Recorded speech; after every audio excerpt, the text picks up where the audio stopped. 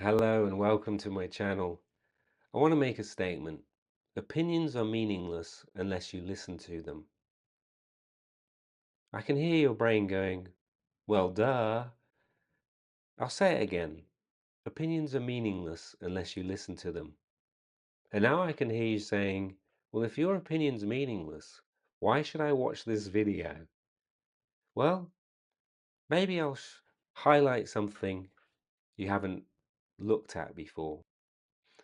This statement came out of a conversation I had with my father one morning over a tea and coffee. And I think it's a really interesting thing because we live in a time of opinions. Everywhere is opinions. So many opinions. You can spend your life on YouTube listening to the pundit's opinion. If you watch soccer, Premier League football, or any soccer around the world, you could watch endless amounts of videos. You could literally spend your whole life watching videos of people talking about why it should have been a penalty, why it shouldn't have been a penalty, should have been a yellow card, a red card, why the manager should be sacked, why the on and on and on it goes. Opinions are everywhere.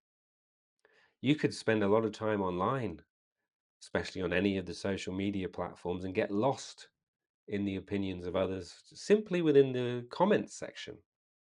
Reading the comments of any of these social media platforms can be, in my opinion, rather depressing because people say some of the most awful things on there. People seem to have no problem saying things to people in the comment section, and I can hear people now that will come after watching this length of my video and go, "You're crap. You should go home." So opinions are also a business. In 2020, there was a certain news channel that admitted that they lied about the 2020 election. And the way they got out of any real consequences was by saying that they weren't actually a news channel, they were an entertainment channel. And as an entertainment channel, they can mix fiction and non-fiction. They can mix fact and supposition because it's entertainment. And many people watching those particular channels or those channels run by those particular conglomerates, they actually think that it's news. They actually think it's real. It's not, it's just people's opinions. I remember a very specific opinion that I read in one of the newspapers when I was in England, I think in when Boris Johnson became Prime Minister. And on the front page of the newspaper, it said, "Rejoice."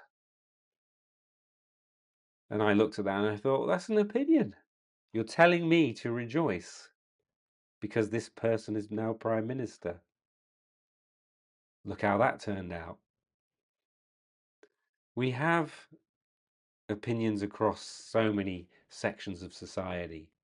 I'm sure you grew up at some point around people that had an opinion about who you should date, what job you should have, what career you should look to do, where you should live. On it went and on it goes. There's always someone quite happy to share what they think about you or they think that what you should do. And the question is, should you listen to it? Now, of course, if you listen to it, then it can have an effect on your life. Now, am I saying that you shouldn't listen to people? Of course not. And am I saying you shouldn't value other people's opinion? Of course not. If you find someone that has an opinion that is based on facts, that is based on life experience, that is based on something real, and based on their experience, their successes, their failures, then of course their opinion might be very well needed and really appreciated. Now, if I'm talking to someone that has the opinion that when they die, they're going to spend some time eternal, they're going to spend eternity in the clouds, up there in the clouds with other people that have the same thought processes and the belief systems that they have, doing what I don't know. It's hard for me to take them seriously because I know that when I die, I'll be forgotten pretty quick. I'll be lucky if someone remembers me a few weeks after I'm gone. It's just the way it is. There's 7.5, 8 billion people. Do we know what all those people are thinking? Do we care what they were thinking in 2020 or 2025? Are we interested in what they're thinking? So what is this all about? Why am I sharing my opinion on the great opinion box? Opinion, opinion, opinion. Well, after a while, you get tired of hearing certain kinds of opinion, and it seems that we're lost in the musings of mad men and mad women. And sometimes you just can't take it anymore. You just had enough of dealing with it. And so, hey, if they can express themselves and impose their opinion on me, then at least I can offer a counter voice. And that's the thing, isn't it? There are people now, and there always have been, that come into power and do things that affect all of us purely based on their opinion. There are people that believe that because of the color of their skin, that they are superior and have committed all kinds of atrocities, become murderers, purely based on that. Opinions can have a massive effect on us. If you went to an oligarch or a corporation or a bunch of people that are in power at the moment in government and asked them, should we get rid of affordable healthcare? Should we even have affordable healthcare? And those people have a bank that will allow them to visit whatever surgeon they need, whatever doctor they choose, whenever they want. And pretty much they've grown up in that way, of course. To them, get rid of affordable healthcare.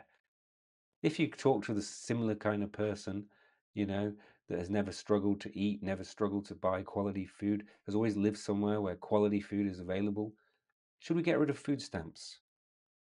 Yeah, get rid of it. We don't need it because they are talking about themselves and their opinion about life is based on their experience. And these people are then making decisions that are affecting all of us and causing pain and suffering. Now, am I saying all rich people are like that? No, I'm not. There are some that aren't like that, but there are a lot that are like that. So what is it? What is it about? What are you going to attach yourself to? What are you attracted to when it comes to opinions? If you go to a town and you try the food and the food is terrible, and someone asks you, what's the food like here? And you say, I can't recommend anything. There's nowhere I'd go. You're better off going to the grocery shop and cooking your own food. And the person you're talking to in response says, you're a food snob. That's happened to me, right? Someone said to me because I was talking about things that I didn't like about some of the restaurants that I'd been to, that all of a sudden I'm a food snob. Is this the first time someone has an opinion about me which I don't share about myself? So will that continue? Of course. And knowing that in 100 years, people aren't going to come back to this video and look at it and go, oh yeah, Jerome, on January 20th of 2026, he said this. No, no one's going to care. So what is this about? Well, maybe it's about us in this period of our time as human beings starting to get real. Am I lost in opinion? Am I lost in what people think about me? Am I lost in all the stuff people are saying online? Am I just a slave to the musings of other people? Is that who I am? Is that what this life is about? Will my life stop if I stop listening to the opinions of other people? No. And that's because opinions are meaningless unless you listen to them.